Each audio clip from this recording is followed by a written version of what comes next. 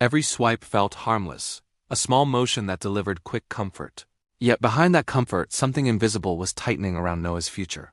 From the outside, his life looked modern and easy. Online orders arriving weekly, cafe visits daily, new gadgets always in his hands. Friends joked that Noah loved convenience, but convenience slowly turned into dependence.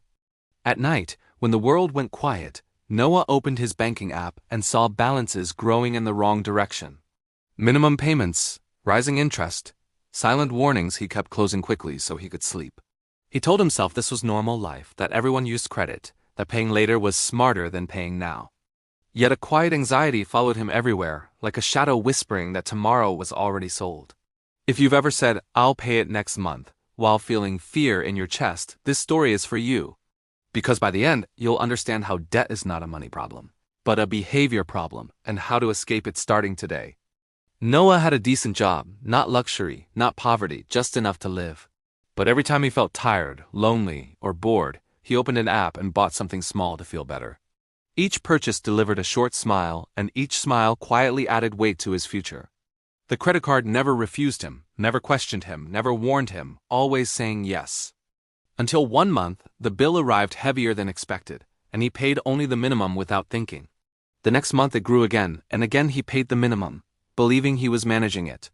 Soon his salary was no longer building his life but paying for his past. One night he added every debt together: credit cards, buy now, pay later plans, hidden interest, quiet fees. The total shocked him, not because it was impossible to pay, but because it represented months of his life already promised away. He sat in silence, realizing he was working today for things he no longer even remembered buying. He felt trapped, not by income, but by automatic emotional spending. In frustration, he searched online for explanations, not motivation, not hustle advice, but why people fall into debt without noticing. Days later, at a co-working cafe, Noah sat with his laptop open, reviewing his finances with tired eyes. A man sitting nearby noticed the spreadsheets and asked a simple question about what Noah was working on. They talked casually, and Noah admitted he was struggling with debt. The man listened calmly and introduced himself as a self-made entrepreneur who had once been deeply in debt himself. Noah felt embarrassed but also curious because the man spoke without judgment. The entrepreneur asked a question that hit Noah deeply. "Do you spend to solve problems, or do you solve problems so you can stop spending?" Noah did not know how to answer. The man explained that debt is rarely about money, but about emotional relief habits. He offered Noah a simple challenge. For 30 days, make spending harder than thinking. Noah agreed, not because he was confident, but because he was tired of fear. The next morning he deleted shopping apps, removed saved card details, and unsubscribed from marketing emails. He did not destroy the card, but he hid it at home, forcing himself to think before using it. He began writing every expense in a notebook, watching his own behavior like a scientist. Coffee purchases, boredom snacks, late-night scrolling buys, each one revealing patterns he never saw before. He felt embarrassed, but awareness gave him power. At the end of the first week, he spent less without feeling deprived. At the end of the second week, he felt calmer. At the end of the month, he had money left over for the first time in years. He returned to the entrepreneur and shared his results. The mentor smiled and told him the next step. Debt is reversed the same way it was built, one repeated behavior at a time. They built a simple repayment plan together: consistent extra payments, no new debt, realistic pacing.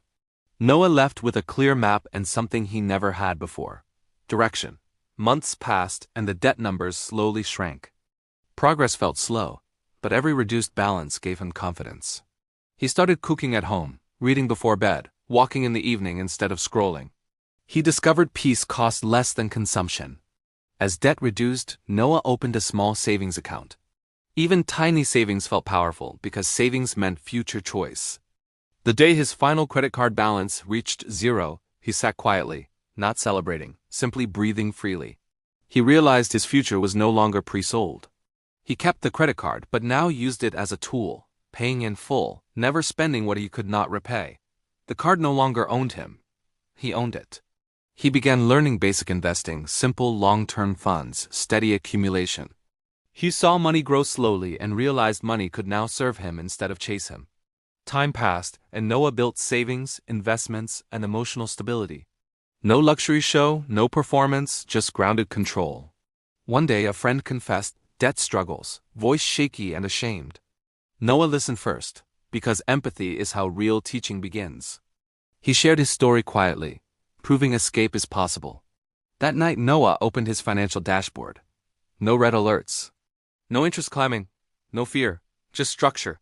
And calm. He looked back at the man who once swiped for comfort and felt compassion for him. Because most people are never taught that spending is emotional and debt is behavioral. If you feel trapped by debt today, remember this. Make spending harder than thinking. Track your habits. Build a plan.